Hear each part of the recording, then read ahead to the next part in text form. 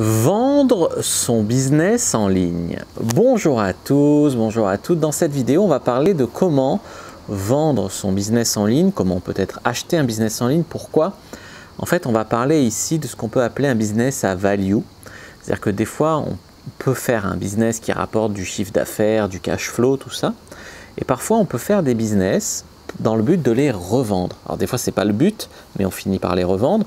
Ou des fois, on crée des trucs dans le but de les revendre. Et c'est ce qu'on appelle un business à value. Alors on peut racheter quelque chose qui a de la valeur, on peut aussi créer quelque chose qui a de la valeur et le vendre. Et c'est ce dont je vais parler ici. Quels sont les critères pour acheter ou vendre un site et connaître la valeur d'un site internet. Évidemment, un business à value, ce n'est pas seulement un site. Ça peut être simplement un nom de domaine. Un nom de domaine peut avoir de la valeur. Là, je vais vous parler du cas de vendre votre business en ligne juste après l'intro, les amis. Mais avant de commencer, je vous offre un guide gratuit ainsi qu'une série de conseils gratuits aussi par email. Si vous êtes intéressé, c'est le premier lien dans la description pour vous abonner.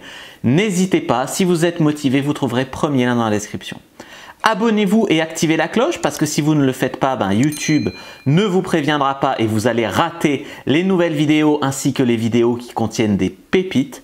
Mettez un like pour me faire savoir que vous pensez que cette vidéo est utile et pour que j'en fasse d'autres comme ça. Si vous pensez que ce contenu est utile, partagez-le en public ou en privé à vos amis.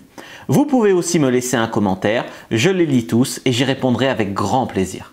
Alors vous allez me dire, mais si j'ai quelque chose qui marche ou qui a de la valeur, pourquoi vendre? Pourquoi le vendre? Eh bien, parce que le business peut vous épuiser bien avant que vous ayez épuisé le marché.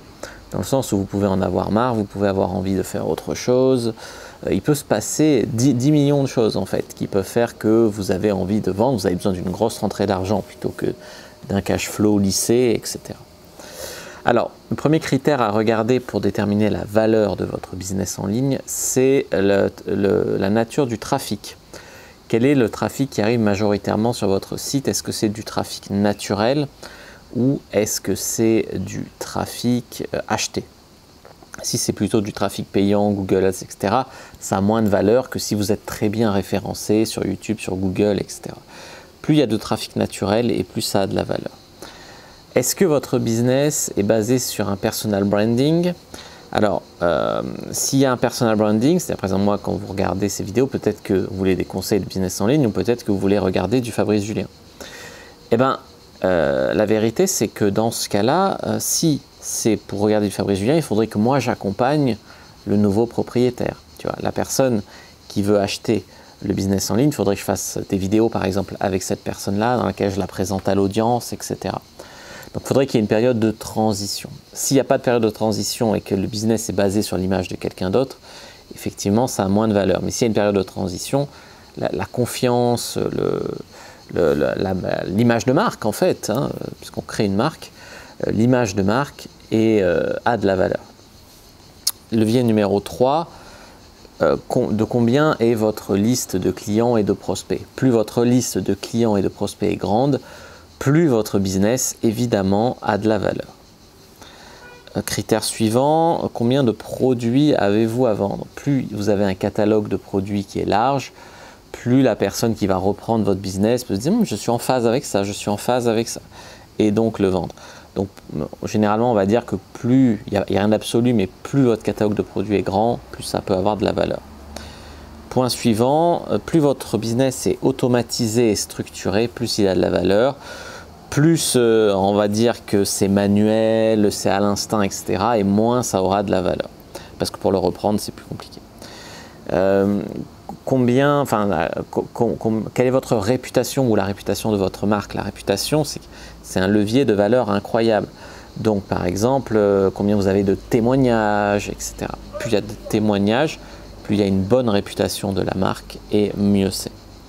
Quel est votre potentiel de croissance? Est-ce qu'on peut le sortir à l'international? Est-ce que vous avez vraiment ratissé toute la croissance? Ou parce que des fois, il y a des petits business, le mec, il ne l'a jamais développé, etc. Quelqu'un qui s'y connaît le reprend et le fait exploser.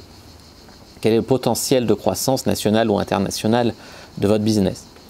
Quelles sont les barrières à l'entrée, en fait, notamment pour les concurrents? Si n'importe qui peut s'improviser concurrent, comme dans le dropshipping quasiment, eh bien c'est quand même embêtant. Si par contre il y a des barrières à l'entrée pour la concurrence, ben, justement ça donne de la valeur à votre business puisque n'importe qui ne peut pas débarquer, s'autoproclamer et le faire. Le point suivant, c'est quel est votre niveau de bénéfice sur les dernières années.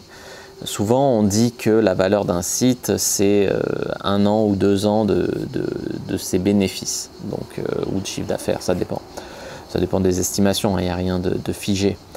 Donc en fait, les bénéfices que vous avez fait sur les dernières années déterminent beaucoup la valeur de votre business. Quelle est la popularité de votre niche? Est-ce que votre niche est en augmentation ou est-ce qu'au contraire votre niche est en déclin?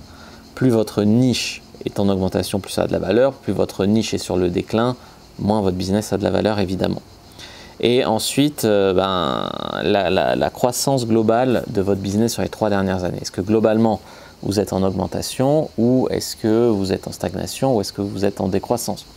Donc il y a la dynamique du marché, mais il y a aussi la dynamique spécifique de votre entreprise à prendre en compte. Évidemment, plus vous êtes en augmentation, plus ça a de la valeur. Et plus vous êtes sur le déclin, moins ça a de la valeur. Voilà les amis ce que je voulais vous dire sur le but de vendre ou d'acheter un site internet. Vous avez, de toute façon, comme c'est les 2 faces d'une même pièce, vous avez les facteurs à regarder pour savoir si vous devez acheter ou vendre, à combien vous pourriez acheter ou vendre un business pour que ce soit bien pour vous. J'espère que cette vidéo vous a plu, c'est le cas, vous savez quoi faire, regardez d'autres vidéos qui s'affichent à l'écran. Moi je vous dis à bientôt et que le Dieu du business en ligne soit avec vous les amis.